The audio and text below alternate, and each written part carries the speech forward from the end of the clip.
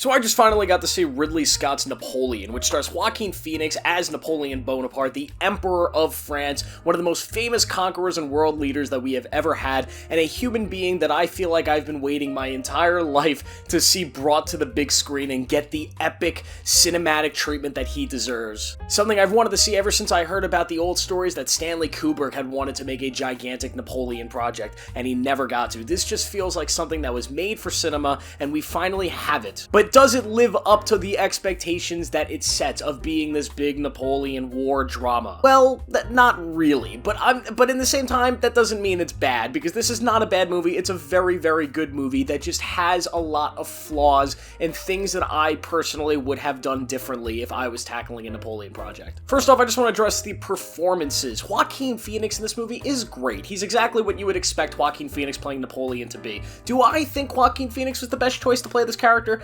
Personally, maybe not after seeing it, because mainly when I think of Napoleon, I kind of think of this young, strong, handsome guy, because you gotta remember, Napoleon was very, very young when he was doing everything he was doing. He was in his 30s, you know, he didn't die until his 50s, and Joaquin Phoenix, you know, on the early parts of this movie when he's supposed to be playing this young, powerful character, he kind of looks like a middle-aged Joaquin Phoenix, and because of that, it didn't really work for me. I feel like they should have casted somebody a little bit younger. I think maybe in like 5 to 10 years, somebody like Timothée Chalamet would probably be really, really good in this role. I also don't love the fact that he doesn't do a French accent or any accent, and none of the characters do, which I guess is fine, and it's not too distracting, but it's just something where it's like, it kind of feels like a lack of effort from the filmmaker's part, even though I love Ridley Scott, but it's just a lack of effort from the production as a whole, when the characters can't even do the fucking French accent, the accent of the country that the movie is taking place in. But overall, I think Joaquin Phoenix is fine in the movie. He does a really great job of performing exactly what the script wanted. When Napoleon needed to be badass and strong, Joaquin Phoenix is badass and strong. When he needed to be pathetic and sad, he was pathetic and sad.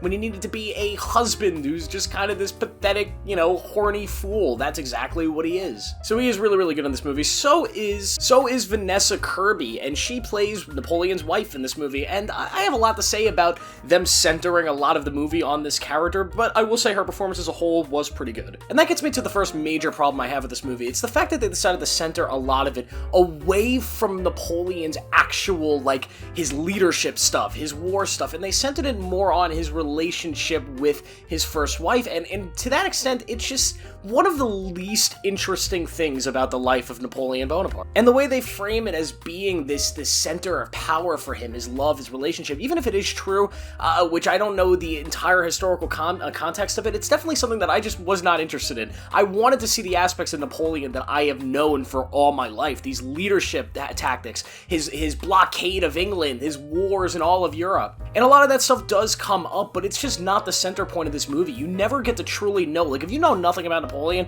you can totally watch this entire movie and walk away thinking, Napoleon's just kind of like a regular leader. You know, he was good at fighting, he won a couple battles, but that's really it. You miss the fact that this guy was one of the most genius leaders in the history of our world, and one of the greatest battle strategists that's ever lived. You don't get that entire picture in this movie, and it's one of the things that I just didn't love about it. You do get it at times, specifically in a couple of the earlier battle sequences that I don't totally want to spoil, but there are a couple early battles that are so great and so badass, and exactly what I was looking for. They feel like the two best scenes that I could have ever imagined in a Napoleon movie. They are so well made and just great. I also just don't know if I love the portrayal of Napoleon. They really leaned into the idea that he's this man who is hungry and ambitious, but he's just sort of very pathetic at the core of it. And I think there is an essence of the real-life Napoleon who is really angry at the world and just hated this idea of not being accepted as this great leader, and that all that is true,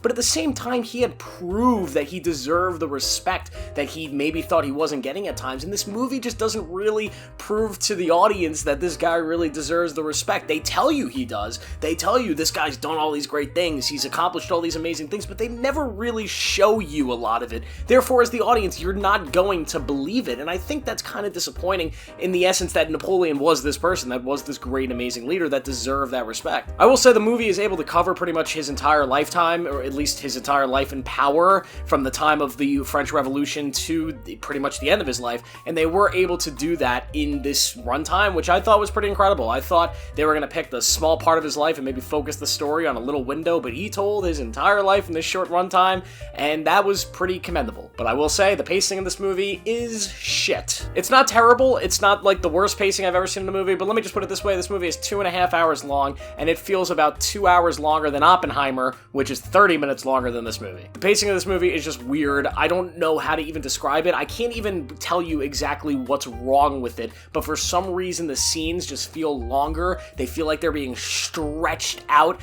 long and long and longer and longer, as long as it could possibly get, and because of that, the movie just feels so much longer than it actually is, especially the early parts of the movie, that by the time you get to the third act and you get to this big crescendo battle, this amazing set-piece battle, you just kind of want it to end because you've been sitting there for so long, and I don't want to use the word boring, because for me it wasn't really boring, but I could see how a lot of general audiences will find it to be very boring. And I know that Ridley Scott has a 4-hour cut of this movie, and I don't know. I don't know if that's going to make it better or worse, but I'll try to watch it at some point. But there's a lot that I love about this movie. I really love the battles, as I said before, and I really love the violence. This movie is really hard R violent with a lot of the battles, which really brings a grittiness to those scenes and those set pieces that I loved. Also, I thought the music was amazing, although at times it kind of felt like it was taking a lot of inspiration from Joker, which I know Ridley Scott really enjoyed that movie from the extent of Joaquin Phoenix's performance, and he wanted to include a lot of that into this movie, and the music at times did kind of remind me of that, so I don't know if that was on purpose or just a coincidence. Also, the cinematography in this movie is beautiful. There are some shots that are just absolutely magnificent. Some of my favorite shots of the year are in this movie. There's one specifically within a battle sequence where you see sort of a British line setting up, and you see the armies of the French approaching from the back, the cavalry, and it is just one of the craziest shots I've seen all year. I absolutely loved it. I thought the costume design was also incredible as well.